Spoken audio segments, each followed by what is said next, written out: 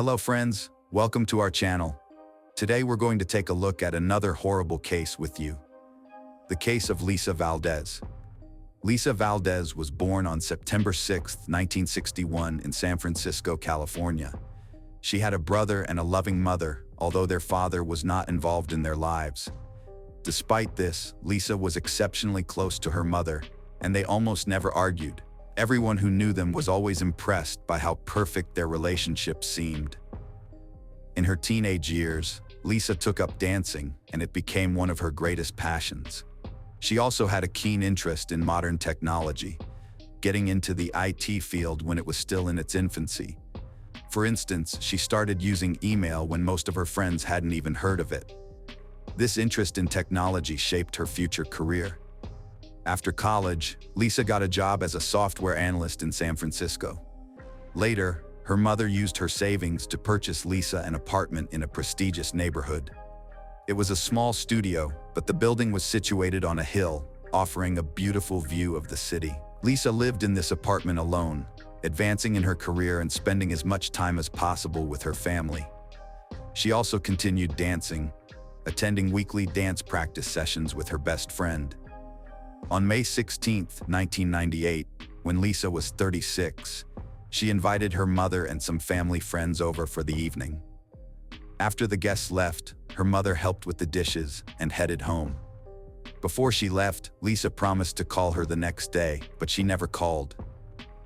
At first, her mom figured she was just busy, as Lisa was supposed to go to dance practice that day, so her mom decided to wait. But the whole day went by without hearing from Lisa.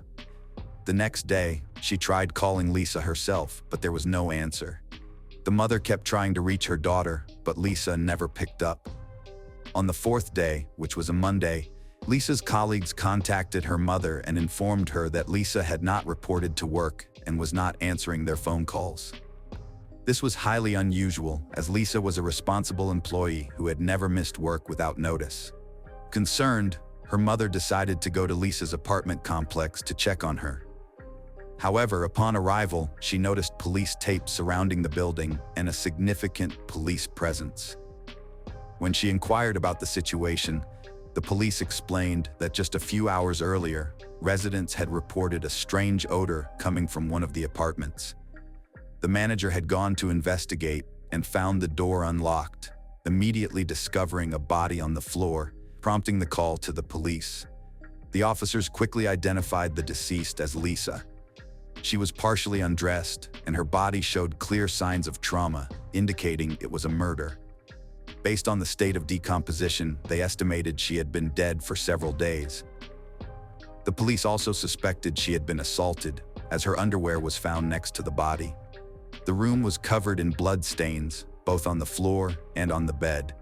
The TV was on, and the air conditioner was set to 78 degrees. The apartment was also in disarray, but detectives later discovered that this was normal for Lisa, who wasn't meticulous about keeping things tidy. There were no signs of a robbery, as all of Lisa's valuables, including her jewelry, were left in plain sight. The only things missing were her keys and a gym bag. Another peculiar detail was that the attacker had cut off some of Lisa's long hair and taken it with them. Combined with the numerous injuries on her body, this suggested the presence of strong personal motives. Detectives speculated that the killer might have known Lisa, and for some reason, harbored hatred towards her, supporting the idea that Lisa was familiar with her attacker.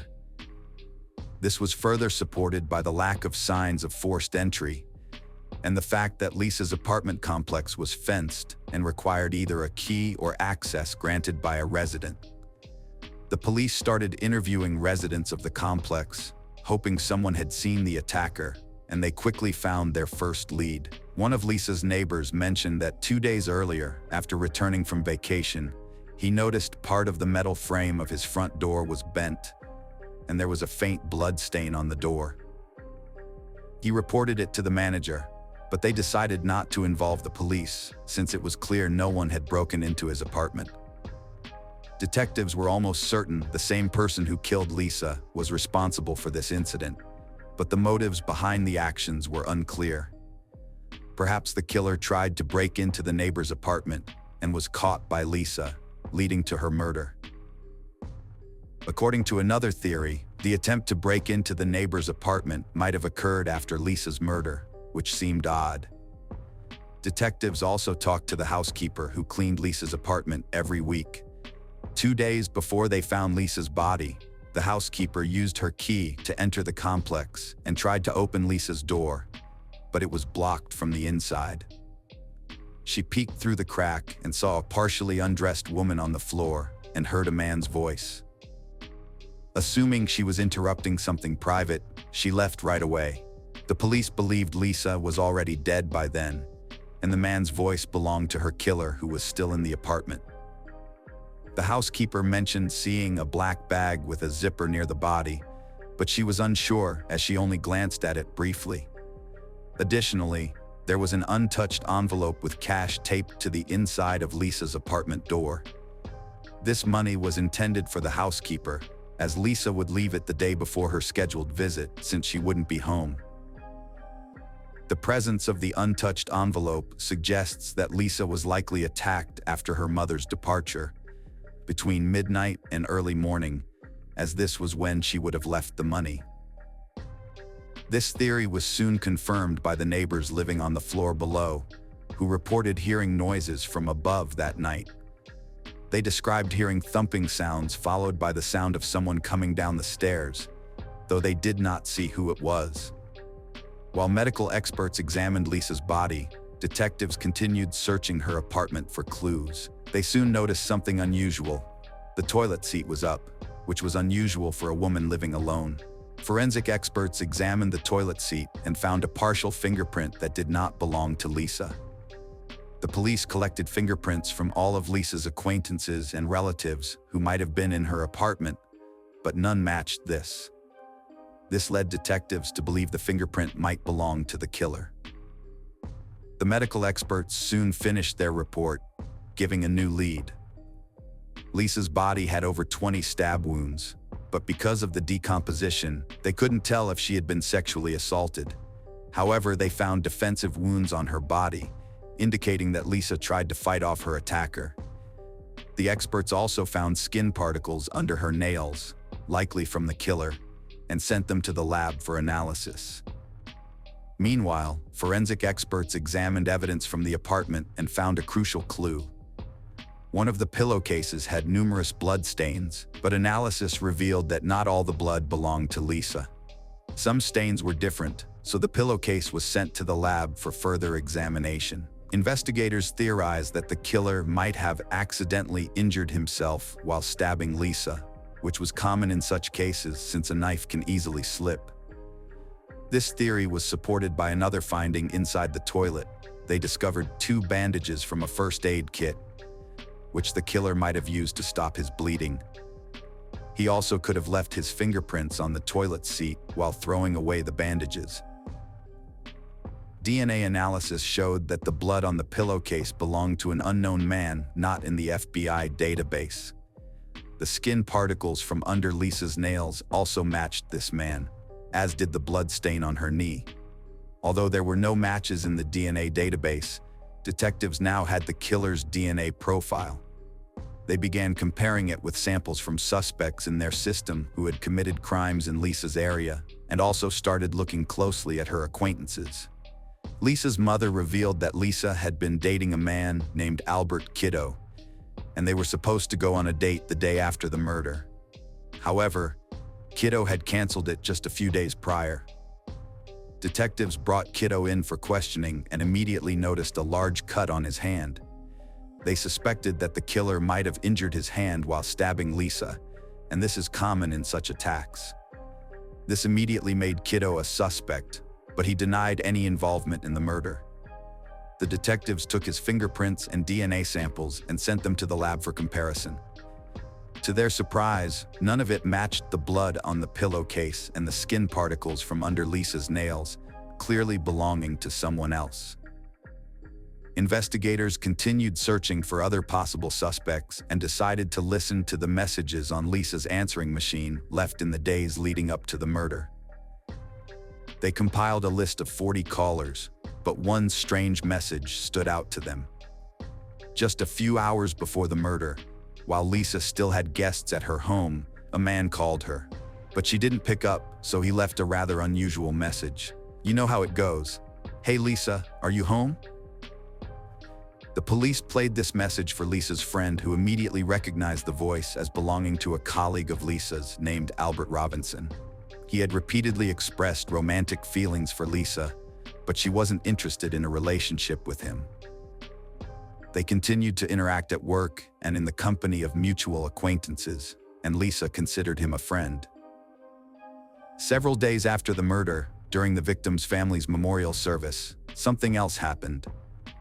Robinson showed up and gave a speech that puzzled everyone present. He claimed that he and Lisa were deeply in love, planning to get married and start a family. However, Lisa's friends and her mother stated that Robinson's words were completely untrue. Lisa had told them that Robinson had shown interest in her, but she had no romantic feelings for him. Lisa's mother also stressed their close relationship, saying that Lisa wouldn't have hidden such plans from her. Robinson was questioned, where he denied any involvement in the murder. He claimed he loved Lisa and would never harm her. However, he refused to provide his DNA sample and fingerprints to the police. This evidence pointed to Robinson as the main suspect, and detectives continued searching for new leads. If Robinson was obsessed with Lisa and she did not reciprocate his feelings, it could have driven him to commit the crime. The brutality of the crime suggested personal motives, and the fact that the killer had cut off and taken some of her hair could be connected to his obsession. Detectives eventually obtained a search warrant for Robinson's house, where they found numerous photos of Lisa, further indicating his obsession with her. However, Robinson continued to deny any involvement in the murder. He even provided his fingerprints and DNA samples to the detectives. Although the detectives were almost certain that Robinson was the killer, the lab results showed no match between the samples found at the victim's apartment and Robinson's. Consequently, Robinson was removed from the list of suspects, and the police continued their search for new leads. Despite their efforts, the detectives repeatedly hit dead ends, and the case remained unsolved for years. Investigators repeatedly sought updates on the comparison of the killer's DNA sample and fingerprints with databases, hoping that he would surface for some other crimes, but it never happened. Initially, police found it strange that someone who committed such a brutal crime wasn't in the databases, as they doubted it was his first serious offense. Over the following years, police continued to check for matches in the databases, but they always came up empty. Lisa's mother gave interviews on television multiple times, urging anyone with information to come forward, but detectives still couldn't find any new leads. In 2010, detectives learned that the FBI had started using a new DNA technology to compare suspect samples with individuals in the database to locate their relatives. Unlike genetic genealogy, which emerged several years later, this method only worked with close relatives. For example, experts could find the father or a brother of the DNA owner in the database. With no other leads, in 2011, the police requested such a DNA comparison and began waiting. On September 2nd, the lead detective received a call from the FBI with two pieces of news, one good and one bad. They stated they would not perform the comparison with possible relatives in the database, but the reason was quite unexpected. Before conducting such a comparison, experts always retest the suspect's DNA sample, and this time, 13 years after the murder, it came back as a perfect match. The DNA from the blood and skin particles found under Lisa's nails matched the sample from a 52-year-old man named Anthony Hughes, who had just recently entered the FBI database. The man had an extensive criminal history spanning decades, but none of his crimes required his DNA sample to be entered into the FBI database. With changes in laws, criminals in California were required to submit DNA samples regardless of the severity of the crime, and Anthony's sample ended up in the database after he was arrested for a simple shoplifting incident. His fingerprints were also entered into the databases, and they matched the fingerprint found on the toilet seat in Lisa's apartment. Experts even identified the specific finger that left the print. Pretty easily before arresting the man, detectives attempted to find any other evidence that could connect him to the crime. Here, they encountered a surprising turn of events. 13 years ago, the police listened to messages left for Lisa on her answering machine. However, they only reviewed calls made to her phone before the murder. Now, after all these years, detectives suddenly discovered that Anthony Hughes had called Lisa just a day after her death and left her a message. Its content was quite ordinary and did not raise any suspicions. However, had the police investigated Anthony back then, they would have not only discovered his extensive criminal record, but also something else. Upon reviewing Lisa's belongings, detectives examined her address book and found Anthony's phone number, confirming that the victim knew him. After talking to Lisa's friends, the police learned that she had apparently dated Anthony for a while in high school. And now, the detectives had everything they needed to question the man. At that time, he didn't have a fixed address, so they decided to proceed carefully to prevent the suspect from fleeing. They arrested him, saying that the police were investigating a series of robberies in San Francisco, and he surrendered without resistance. During the interrogation, detectives started by asking about a series of robberies before smoothly transitioning to Anthony's criminal record. Eventually, they asked if he knew Lisa Valdez. At first, he said no, but when they showed her photo, he admitted they knew each other from high school. Anthony also claimed he hadn't seen her since the late 80s. Over several hours, detectives questioned him about the relationship and whether he'd seen her recently. Finally, they confronted him about his DNA found in Lisa's apartment in '98. Anthony suddenly began crying and asked for a pen and paper. Thinking he was ready to confess, they handed it over, but to their surprise, the man started hitting himself with the pen. They had to restrain him while he continued crying and shouting that they were trying to frame him for a crime he didn't commit. After that, Anthony was charged with the murder, and detectives informed Lisa's relatives that her killer had finally been caught. However, they had to wait another 4 years before the trial began in court. Anthony initially appeared confident, even arrogant, and smirked. But as the proceedings continued, he began showing up with a Bible in hand and a cross around his neck, which the detectives saw as an attempt to sway the jurors. His lawyer insisted Anthony couldn't physically have committed the murder. He had been diagnosed with a condition 5 years prior that weakened his muscles, making repetitive movements extremely difficult. The lawyer argued that Anthony wouldn't have been able to inflict over 20 stab wounds on the victim. But medical reports from the year of the murder showed that Anthony's condition was under control and treatment was effective. Moreover, the prosecution had much stronger evidence pointing directly to his presence in the victim's apartment. His skin was found under Lisa's nails, his blood on a pillowcase, and his fingerprint on the toilet seat. But despite all this, Anthony continued to insist he hadn't seen Lisa since the late 80s. The prosecution theorized that Anthony contacted Lisa and went to her home, where he attempted to engage in intimacy with her, but she refused. In a fit of rage, he then killed her, cut off a portion of her hair, and took it with him before fleeing the scene. In the end, the jury unanimously found him guilty of first-degree murder. However, there was a problem with convicting him of sexual assault. The prosecution believed Anthony had indeed assaulted the victim, but due to the extent of decomposition, there was no direct evidence to confirm it.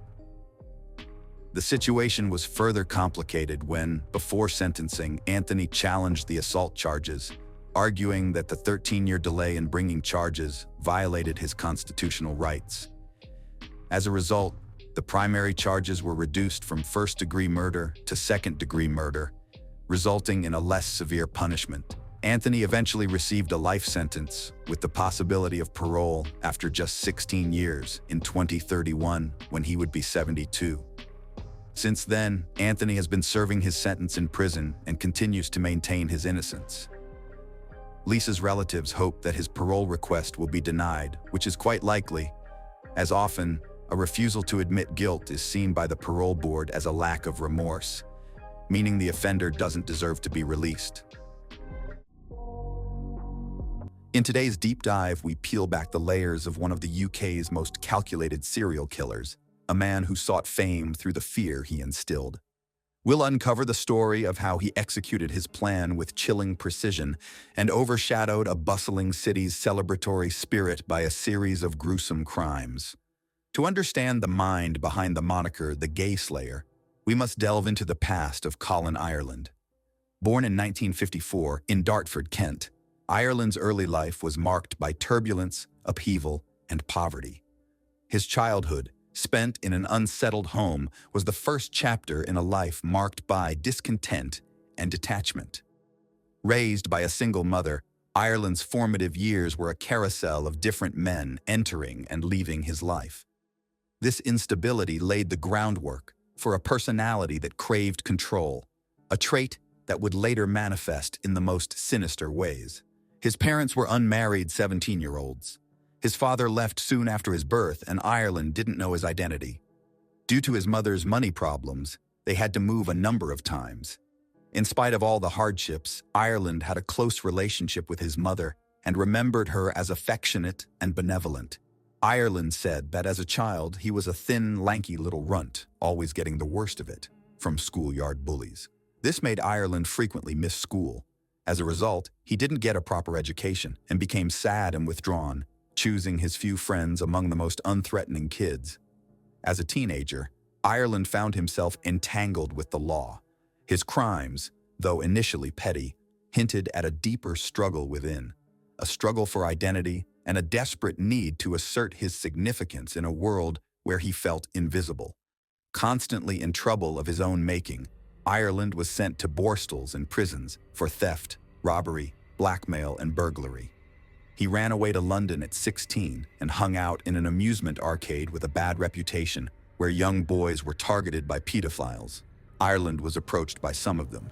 Besides, one of his jobs was a bouncer on a gay club. That's where his understanding of gay subcultures came from. As Ireland himself described the 70s, I was entering what I call the lost period, common to those who suffer from psychopathy. In between custodial periods, a lot of the 70s were a blur. I spent my time detached and wondering. In 1982, Ireland married Virginia Zammit, who was confined to a wheelchair. His colleague witnessed a pleasant family life when he visited them. They divorced 5 years later after Ireland's adultery. In 1989, he married Janet Young. He was abusive and after 4 months left his wife abruptly when she was away for the weekend, stealing over £10,000 from her account and leaving her completely broke. He moved to Southend-on-Sea, Essex, roughly 60 kilometers east of London, and lived in a hostel there. Later, he moved to his own flat. There, in this flat, Ireland decided to become a serial killer as his New Year's resolution. Drifting through adulthood, Ireland's life was a patchwork of odd jobs and fleeting relationships. But beneath this veneer of normalcy, there was a growing fascination with infamy and a desire to etch his name into criminal history. Ireland immersed himself in the dark world of serial killers. He studied them, not with a sense of horror, but with an analytical eye. What made them tick? How did they elude capture? These were the questions that consumed him. He spent many hours reading about serial killers and learning about geographic profiling, hence deciding to commit his murders far away from his home. A killer usually commits crimes in a certain radius of about 7 miles from his home. That's why Ireland chose London for his crime scene. He also planned to have at least 5 victims, because he had read that a person needs to have such body count to qualify as a serial killer. The year 1993 witnessed a terrifying series of crimes that shook the core of London's LGBTQ+ community. Colin Ireland, a man whose unassuming demeanor masked a sinister agenda, embarked on a calculated campaign of terror, meticulously planning and executing a series of murders with chilling precision. Ireland's hunting ground was the vibrant gay scene of London. He frequented the Coleherne Club, a known gay bar, seeking out his potential victims. Here, amid the pulsing music and crowded dance floor, Ireland would select and study his targets, plotting their fates with cold detachment. Ireland sought men who liked the passive role and S&M, so he could easily restrain them as they believed it was a sexual game. Members of the pub would wear color-coded handkerchiefs to indicate their sexual proclivities. Ireland was posing as a dominant partner.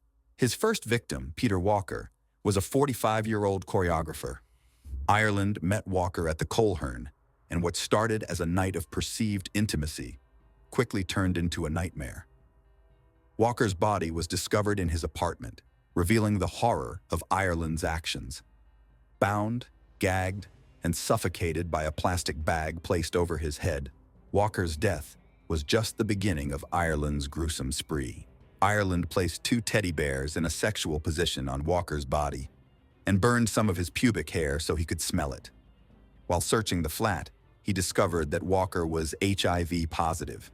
Enraged, Ireland stuffed a condom into Walker's mouth and another one into his nostril. Each crime scene told a story of meticulous planning and ruthless execution. He carried a murder kit, a rope, handcuffs, and a change of clothing.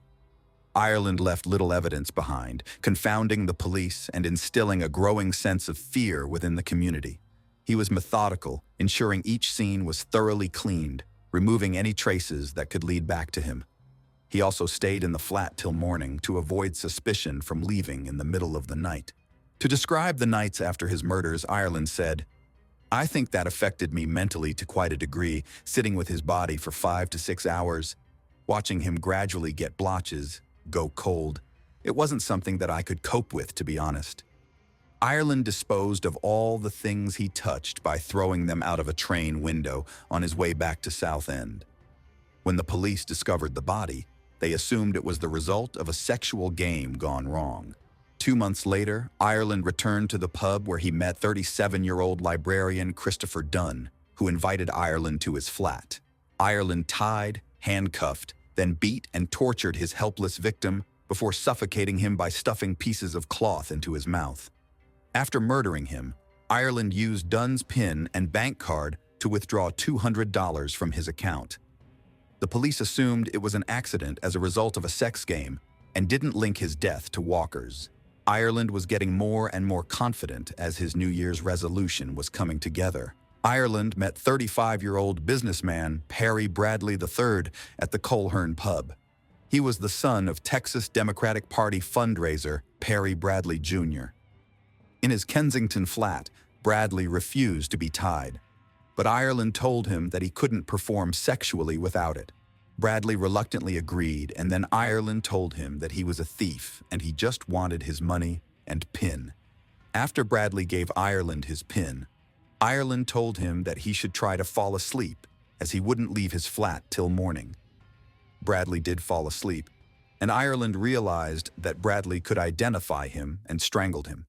Then he placed a doll on top of the dead man's body. The heinous crimes of Colin Ireland not only sent shockwaves through the communities he targeted, but also captured the relentless gaze of the media. The press dubbed him the Gay Slayer, a moniker that sensationalized his horrific acts and underscored the homophobic undercurrents of the time. Within 3 days, on June 7th, Ireland was back at the Coleherne. He met 33-year-old Andrew Collier, a housing warden, and went to his home. Again, Ireland handcuffed and tied his victim to the bed, demanding his bank details. After killing Collier's cat, Ireland strangled Collier. He placed a condom on Collier's penis and fastened the dead cat's mouth over it, and put the cat's tail into Collier's mouth. On June 15th, Ireland met Maltese chef Emmanuel Spiteri. Aged 41, he cuffed, bound, and strangled his victim, then stayed in his flat watching TV and eating Spiteri's food. After cleaning the scene, Ireland set fire to the flat, but it only caused minor damage. As the body count rose, so did the alarm. The gay community, already marginalized, now found itself in the grip of a predator who walked among them, unseen, unknown, and deadly. But what was the motive behind these abhorrent acts? Was it a deep-seated animosity towards the gay community, or something more cold and calculated? And what were the critical mistakes Ireland made, and how did they lead to his capture? As the death toll rose, London's Metropolitan Police found themselves grappling with a cunning predator. The investigation into Colin Ireland's crimes was a race against time, a complex puzzle that demanded not just diligence, but innovation in the face of a killer who seemed always one step ahead.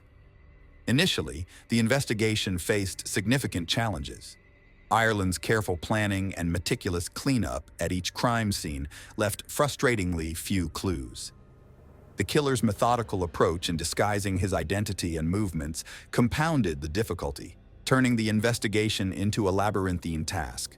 Detectives were confronted with a disturbing pattern. All victims were men from the gay community, their bodies discovered in their own homes, a sign of trust, brutally exploited.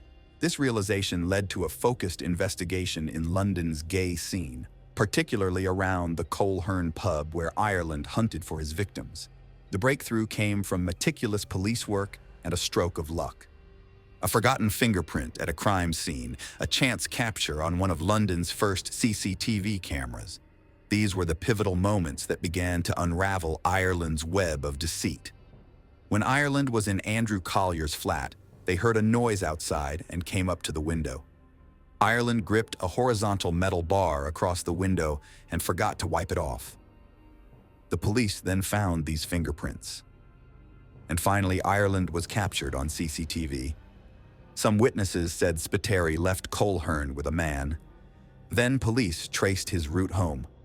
His train journey went through Charing Cross Station, fitted with one of London's first CCTV cameras.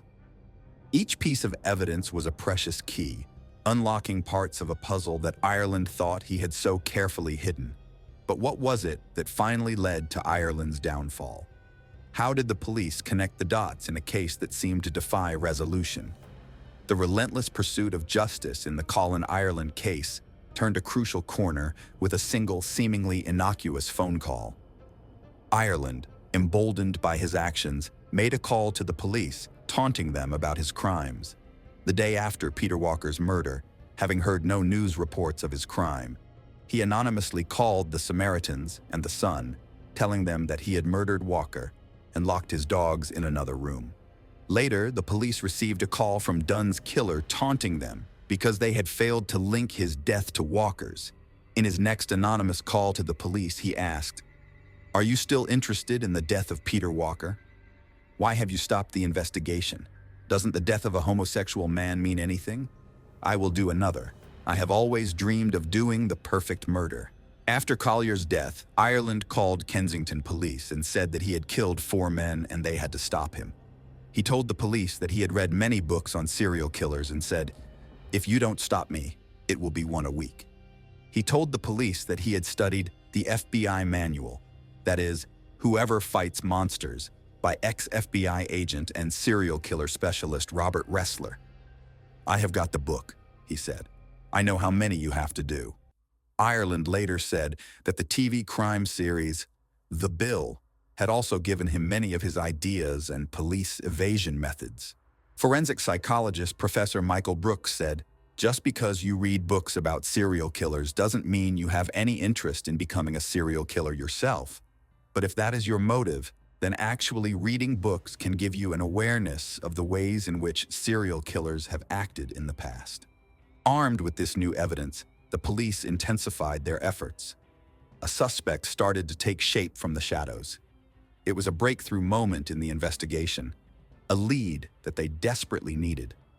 On 19th of July, 1993, Ireland went to his solicitor. He said that he was on the CCTV, but that he had not killed Spiteri. He went to his flat for sex, but there was another man. He didn't want a threesome and left. The investigation took a dramatic turn as law enforcement officers matched Ireland's fingerprint to the Collier crime scene. His arrest was a moment of triumph mixed with stark horror as the extent of his crimes came to light. Ireland's overconfidence combined with advanced police work and the critical clues helped bring the killer to justice. The capture of Colin Ireland was more than just the conclusion of a manhunt. It was a moment that brought some semblance of closure to the victims' families and a community shaken by fear. It also opened up vital conversations about the safety of marginalized groups. The trial of Colin Ireland, was set to be a gripping chapter in British legal history, a case built on a foundation of solid evidence. Ireland, facing overwhelming evidence, made a decision that stunned the courtroom. He confessed to his crimes, detailing them with a cold detachment that sent shivers down the spines of all present.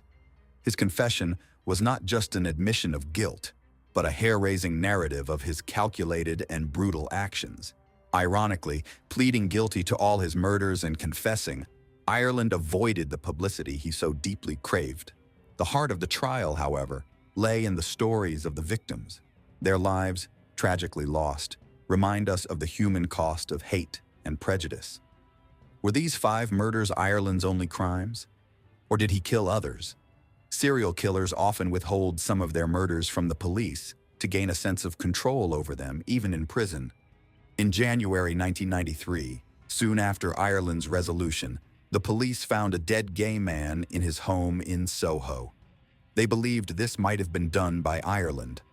However, the gay slayer never claimed this crime. Along with his other victims, a perilous shadow loomed over Hollywood star Tom Cruise. In a chilling twist of fate, Cruise, then at the height of his career and married to Nicole Kidman, narrowly escaped a potentially fatal encounter. According to statements and police files that later surfaced, Ireland had spotted Cruise in a London bar in 1993. Driven by a perilous and misguided belief, Ireland falsely assumed Cruise to be gay and plotted to make him one of his victims. The killer's sinister plan was unexpectedly thwarted. Cruise, possibly sensing something amiss or merely coincidental in his timing, left the bar abruptly, eluding Ireland's grasp.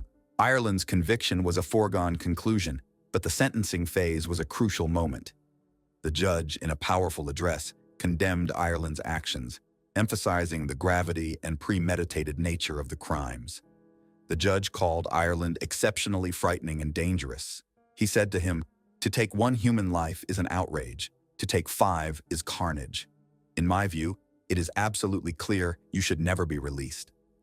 Ireland was sentenced to 5 counts of life imprisonment for the murders. But the story does not end with Ireland's conviction.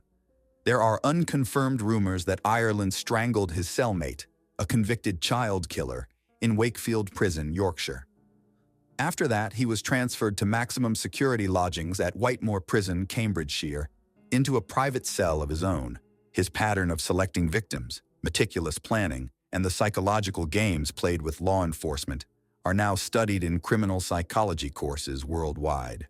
Moreover, the investigation into Ireland's crimes highlighted the importance of community involvement in criminal cases. The breakthroughs in this case were a result of not just police work, but also the cooperation of the community, which had been terrorized by his actions. Ireland's case became a catalyst for discussions about homophobia and hate crimes. It highlighted the urgent need for societal change, not just in policy, but in everyday attitudes and understanding. Ireland died on 21 February 2012 of pulmonary fibrosis and a fractured hip he had suffered earlier. Former prison governor Vanessa Frake, who had crossed paths with numerous hardened criminals, called Ireland the most frightening prisoner she has ever come across. She said, "I don't know what it was about him.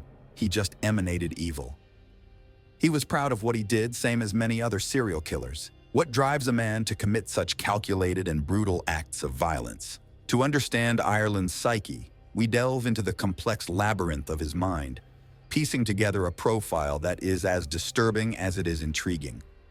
Experts who have studied Ireland's case point to a combination of factors. His troubled childhood, marked by instability and lack of a father figure, may have sown the seeds of his later behavior. But it was his deep-seated desire for recognition, a craving to leave a mark on the world, that propelled him into the abyss of serial killing. Ireland's methodical approach to his crimes suggests a high level of intelligence and planning. He studied serial killers, not with repulsion, but with a scholar's interest. He learned from their mistakes, aiming not just to evade capture, but to master the art of killing. Ireland's methodical approach to his crimes offers a chilling glimpse into the mindset of a serial killer. His need for control and recognition, coupled with his ability to blend into society, challenges our understanding of criminal behavior. Forensic psychologists theorize that Ireland's choice of victims from the gay community was strategic rather than personal. He saw them as easy targets, vulnerable due to societal marginalization. This choice reflects not just a cold-blooded strategy, but a chilling indifference to human life. He said about how he chose his victims, "I think it's been something that's been triggered in me some time before. I felt if I was approached, it was likely that I would kill. I thought to myself, if I wasn't approached, something wouldn't have happened. I would have gone on my way and nothing would have happened." Forensic psychologist Professor Michael Brooks explained, what he does is he reduces the chance of choosing an inappropriate victim or somebody who wasn't going to respond by not selecting those who didn't approach him. Perhaps the most terrifying aspect of Ireland's psychology is his lack of remorse. His confessions were devoid of emotion, his recounting of the crimes clinical.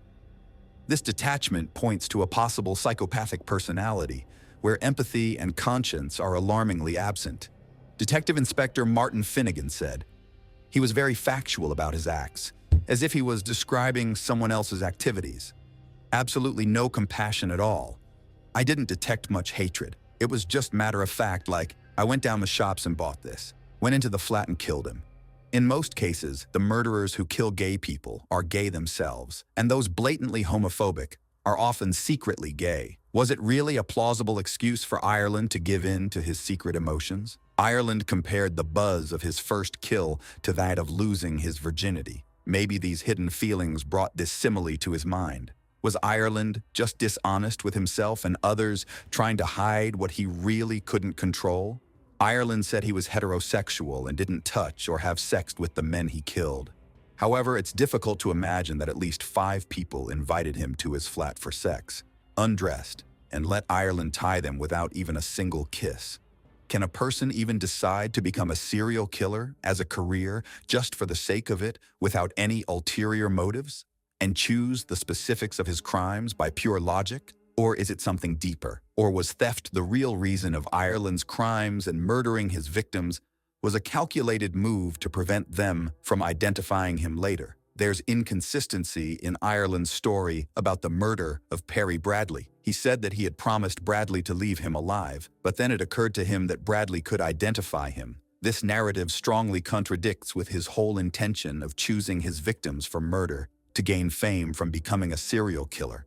Was Ireland just exploiting homophobic moods in the society to mask the mercenary nature of his crimes, hoping that it will win him sympathy of the public and reduce the term of his imprisonment? Or was there more than one reason? 18-year-old Alison Bonilla was returning home by bus when she noticed 2 men following her. Scared, she texted her mother and boyfriend, saying she'd run home after she got off the bus. Unfortunately, Alison never returned home that day, and it took about 6 months to find her. Alison Pamela Bonilla Vasquez was born on November 7, 2001, in Cartago, Costa Rica. Being the only child in the family, Alison lived with her mother, Yendri Vasquez. But Yendri wasn't the only one involved in Alison's upbringing. Alison's grandparents, Ramon and Marjorie, and Aunt Xiomara, often helped Yendri. According to Yendri, Alison's father left them immediately after she was born. He was in a relationship with another woman who was pregnant at the time. He abandoned his wife and daughter to be with her. He didn't want to be a part of Alison's life. Yendri said there was only one time when he asked to meet his daughter. He had lung cancer at the time, and that was the only reason she allowed him to meet Alison. It's worth saying that his second family didn't even know about Alison's existence until almost the whole country heard about her disappearance. Alison was very close to her mother. She considered Yendri both her mom and her dad. It may seem strange, but she always gave her mother gifts for Father's Day. Their relationship was much closer than the one between mother and daughter. They were best friends who did everything together. Alison could tell Yendri absolutely anything without fear of being misunderstood or judged. Alison had a large family, and although she didn't have a father, she didn't feel lonely or abandoned. She loved spending time with her family and going to church every Sunday. Relatives described Alison as a very kind, outgoing, and friendly girl. She always looked happy in the photos. There wasn't even the slightest hint of sadness or longing in her eyes. Allison has dreamed of working in the modeling business all her life. She dropped out of the 8th grade to take makeup classes because combining school with makeup classes seemed too hard. Allison didn't want to waste time on an education that couldn't help her reach her goals. She soon started looking for a job to help her mother with the bills. Yet, every time Allison would drop off her resume at places, she wouldn't get any callbacks. Yendri saw that her daughter was very depressed about this. Knowing Allison wasn't suitable for any job because of her incomplete education, Yendri advised her to attend night school. Therefore, at 18, Allison enrolled in a school, Liceo Enrique Guier Sens, located a few miles from her home. While studying at school, she received a certificate of completion of pastry courses and began making cakes. The cakes and other desserts made by Allison were just amazing. Everyone in the neighborhood was delighted with her cakes, so it became a good way for her to earn money. Allison was in a romantic relationship with Harold Segura Solano, who lived in Cachi. Cachi is a district of the Paraíso Canton in the Cartago province of Costa Rica. Allison usually spent the first half of the day at home with her mom. Later, she would meet with Harold and then go to evening school at 6 p.m. Therefore, she always returned home quite late, most often by bus. The path from the bus stop to her house ran through a quite dangerous place. It was a road with a lot of vegetation and an almost complete absence of light and people. So Allison always informed her mother of changes in her location.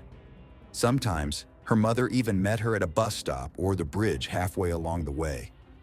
On March 4, 2020, Allison went to her mom's salon to get a manicure and chat with her. After that, she visited her friend Paula, who studied at school with her. They spent about 15 minutes at Paula's house and then went to school together. They arrived there around 6 p.m. and split up, as both were in different courses. After spending about 15 minutes in an empty classroom, Allison realized that the school had canceled her classes that day.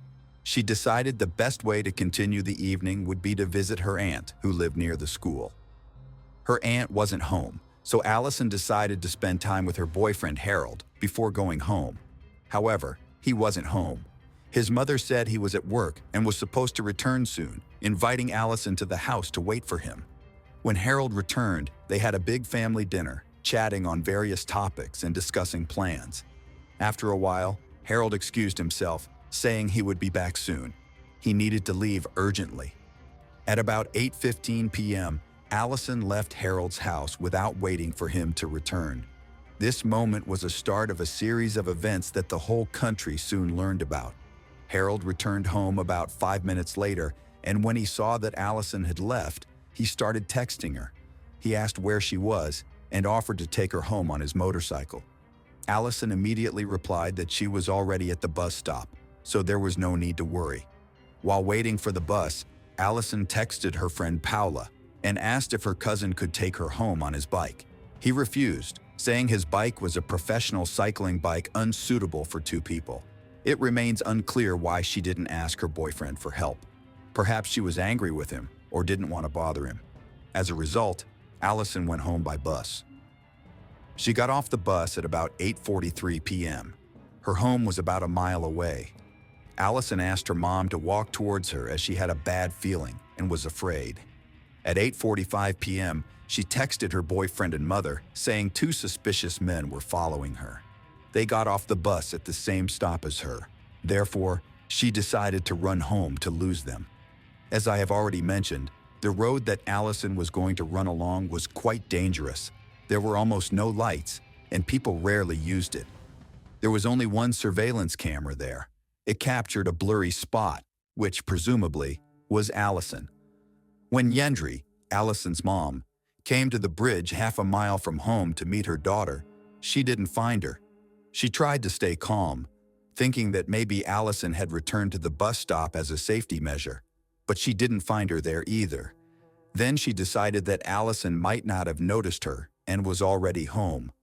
Yet, when Yendri returned home, she found the house empty.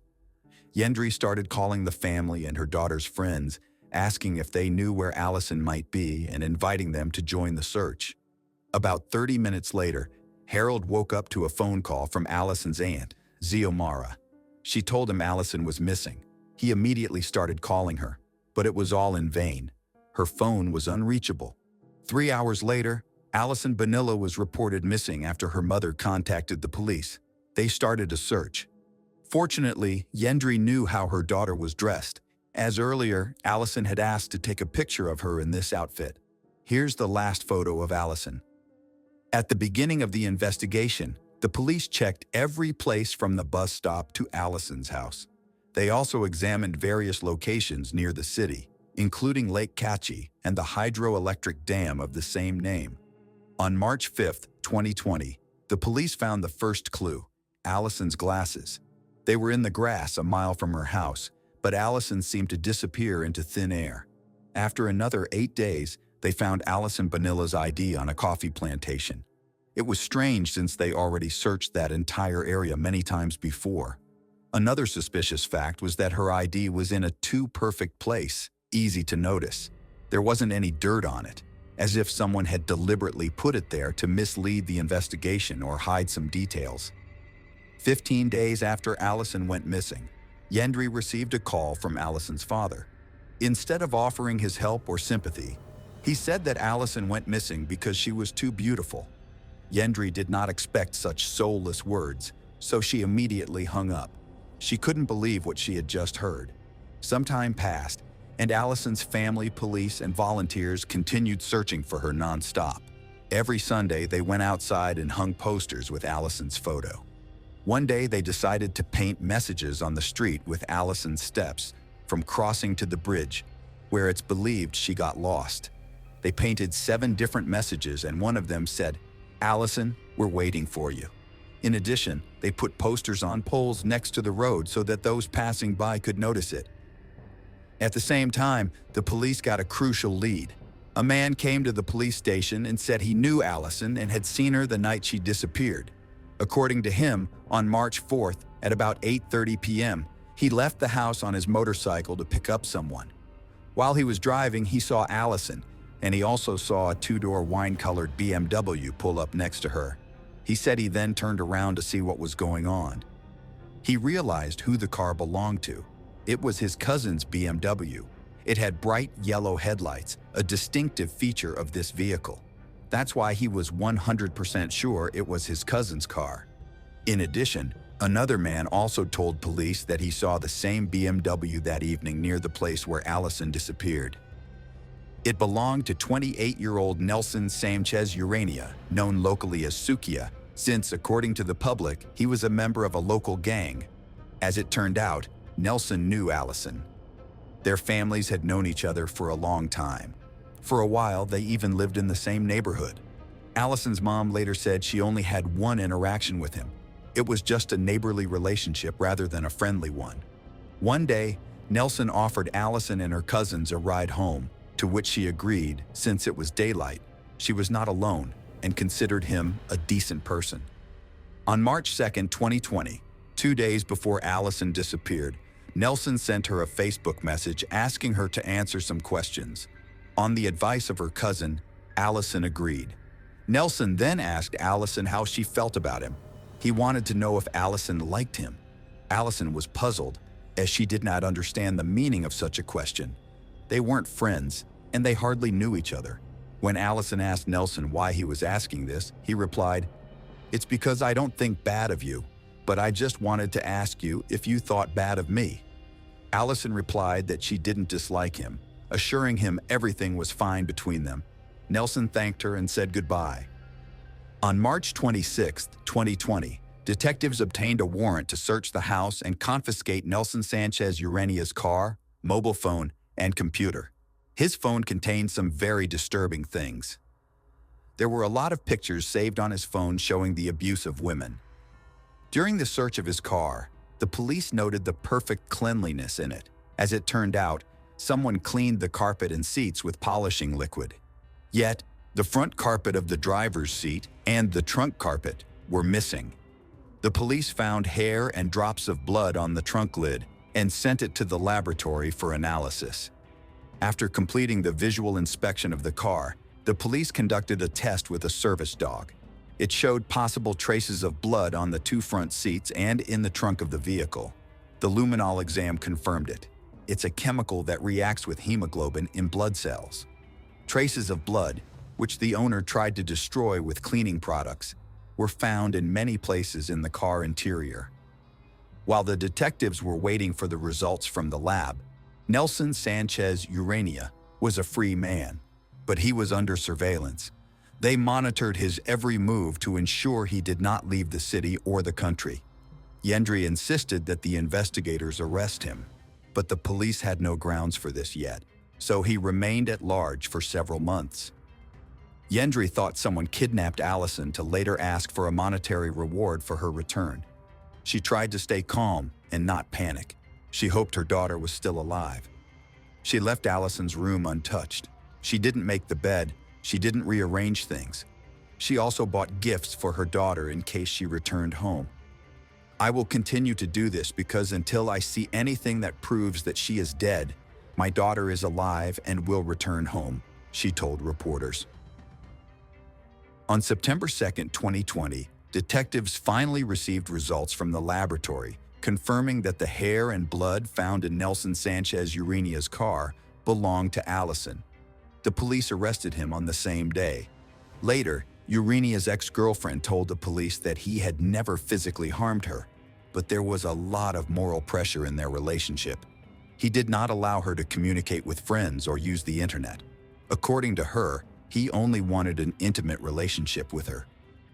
Urania's former boss said he treated his work irresponsibly and once even stole about $1,000. In addition, they interviewed his landlord, who said that one of Urania's ex-girlfriends left him because she was tired of paying his bills. She called him a very spoiled man. On September 4th, Nelson Sanchez Urania confessed what he had done to Allison Bonilla. According to him, on the night Allison disappeared, driving by, he saw her alone, walking along an empty road. He decided to take advantage of the fact that it was late at night. Nelson realized Allison would not be afraid to get into his car because she knew him.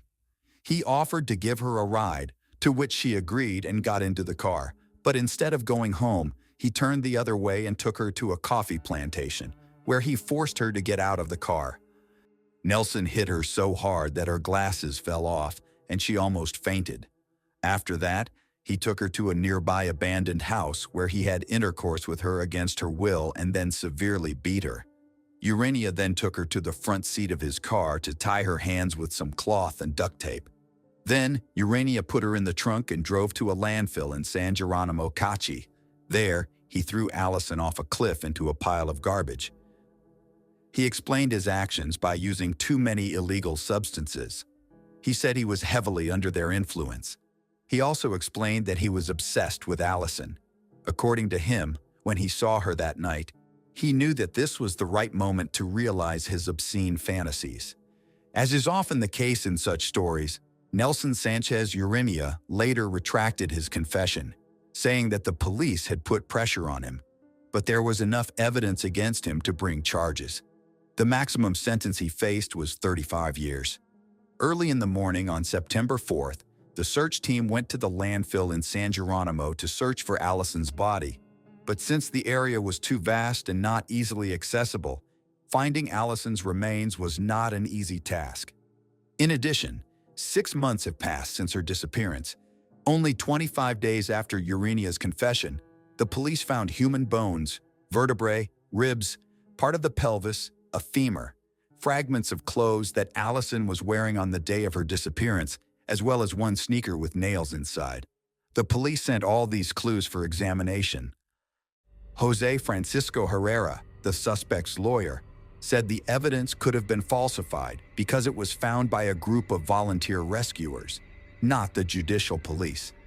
In addition, Herrera said it was strange the authorities had found human remains in the area specified by Urania on the same day when his client changed his statement and said he wasn't guilty. Bonilla family's lawyer, Rodrigo Araya, criticized the change in the suspect's testimony, saying the incident was a mockery of the authorities' work. On October 5, 2020, the experts confirmed that the remains found belonged to Allison Bonilla. Since the search team didn't find all parts of Allison's body, forensic experts were unable to determine the exact cause of her death. However, the expert who examined the remains concluded that numerous fractures on her body occurred after death, indicating a fall from a great height. The clothes found were torn, and there were bite marks on the sneakers, so experts concluded it could have been the work of animals, and that is why the remains were in different parts of the landfill. Yendri, Allison's mom, was furious that the police hadn't listened to her and hadn't arrested Urania earlier. Maybe he would have confessed even earlier, and then Allison's body could still be intact. It was a great tragedy for the whole family. "It's an unimaginable pain that I'm going through, but she's in a better place where no one will hurt her," Yendri said. The trial of Nelson Sanchez Urania began on July 19, 2021. One of the witnesses at the trial was Allison's boyfriend, Harold Segura Solano. In his statement, he said Allison was at his house with his mother when he returned from work at about 6:30 p.m. on March 4, 2020. At some point, he left for 5 or 10 minutes. Upon returning, Harold saw that Allison had left without saying goodbye. He kept in touch with her through text messages while she was on her way home. After she got off the bus, she informed him that 2 men were following her. With that in mind, Harold insisted that she should take a taxi. He said he would pay the taxi driver himself, but Allison refused twice and texted him that she would run to her house. He didn't receive any more messages from her after that. However, according to him, he informed only his mother about the situation. He didn't contact Yendri, Allison's mother. He explained that he didn't do it because his phone's battery had run out, and then he fell asleep for 30 minutes. He discovered that his girlfriend was missing from Allison's aunt, who called him. From that moment on, he said he got scared and called Allison's cell phone several times, but all calls went straight to voicemail. WhatsApp messages were also not getting through. Harold indicated that he had been part of the search team for several days, but stopped because he did not feel fit and had to work. No doubt he wanted things to be different. If he could rewind time, he would have taken Allison home that evening, but unfortunately, nothing can be changed. On August 18, 2021, the court sentenced Nelson Sanchez Urania to 18 years in prison for taking the life of Allison Bonilla. He could have received twice the sentence, but the judge pointed out that there was no evidence to confirm that Urania knew about the path and time of Allison's return home and that he planned to attack her. Moreover, due to the condition of Allison's remains, there was no evidence that Urania had forced her into intimacy. But this is not the end of the story. Allison's family was very disappointed with the verdict. In their opinion, this was not a fair punishment. In 2022, the family's lawyer filed an appeal. The court overturned Urania's sentence and scheduled a new trial. On September 28, 2023, the court sentenced Nelson Sanchez Urania to 35 years in prison. Allison's family's lawyer pointed out that Urania acted wildly, cowardly, and inhumanly, and took advantage of the victim and her loved one's trust. According to the court, Urania's actions were premeditated. Allison had known Urania for several years, so he took advantage of this to commit a crime. Urania showed no remorse, and the criminal court took this into account. Despite feeling pain and anger, the family was happy with the new verdict, which finally closed this chapter of their lives, ending this nightmare that lasted more than 3 years. Allison's family placed a cross and laid flowers where she was found. They made for her something like a small altar with her photo and a statue of the Virgin Mary. The Allison Bonilla case has had a strong impact on Costa Rican media and social networks, even sparking several marches in memory of the young woman and other women who had previously suffered under similar circumstances, such as Maria Luisa Cedeno and Luani Salazar. A link to the story of Maria Luisa Cedeno should now appear on your screens.